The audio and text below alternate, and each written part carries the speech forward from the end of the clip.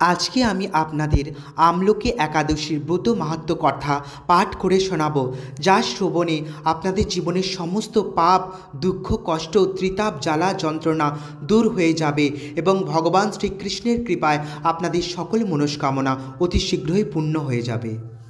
ফাল্গুন মাসের আমলকি একাদশী তিথিতে রাজা ও সমস্ত নগরবাসী ব্রত পালন করেন এবং মন্দিরে গিয়ে আমলকি গাছের পূজা এবং রাত্রি যাপন করেন।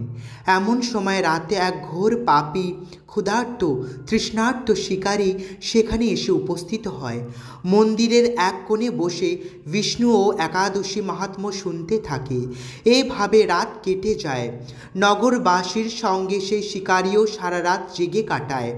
সকালে সকলে নিজের বাড়ি চলে যায়। সেই শিকারীও নিজের বাড়ি গিয়ে ভোজন করেন, কিন্তু কিছুদিনের মধ্যে সেই শিকারীর মৃত্যু হয়। একাদশী ব্রত কথা শ্রবণ ও রাত্রি জাগরণের ফলে পরজন্মে রাজা বিধুরথের ঘরে জন্মগ্রহণ করেন। রাজা তার নাম রাখেন বসুরথ। বড় হয়ে নগরের রাজা হয় সে। একদা শিকারে বের হন রাজা বসুরথ, কিন্তু মাঝখানে পথ ভুলে একটি গাছের তলায় ঘুমিয়ে পড়েন তিনি। কিছুক্ষণ পর সেখানে এক শ্লেষ্ঠ এসে পড়ে।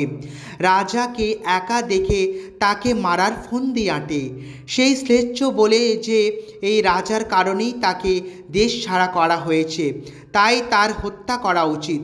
কিন্তু এই সমস্ত কিছু সম্পর্কে কোনো জ্ঞানই ছিল না রাজার। সে ঘুমিয়ে থাকে। সেই রাজার উপর অস্ত্র নিক্ষেপ করতে শুরু করে, কিন্তু সেই অস্ত্র ফুল হয়ে রাজার উপর বর্ষিত হতে থাকে। সমস্ত শ্লেষ্ঠ মৃত অবস্থায় পড়েছিল। ঘুম ভাঙার পর রাজা দেখেন যে কিছু ব্যক্তি মৃত অবস্থায় মাটিতে পড়ে রয়েছে। রাজা বুঝতে পারে যে সেই ব্যক্তিরা তার হত্যার জন্যই সেখানে এসেছিল, কিন্তু কেউ তাদের বধ করেছেন। জঙ্গলে কে তার প্রাণ রক্ষা করল, এমনই চিন্তা ভাবনা শুরু করেন রাজা বসুরথ। তখনই আকাশবাণী হয় যে ভগবান শ্রী বিষ্ণু তার প্রাণ রক্ষা করেছে। পূর্বজন্মে আমলকি একাদশীর ব্রতকথা শোনার পুণ্যর প্রভাবে শত্রুর দ্বারা ঘিরে থাকা সত্ত্বেও সে জীবিত আছে।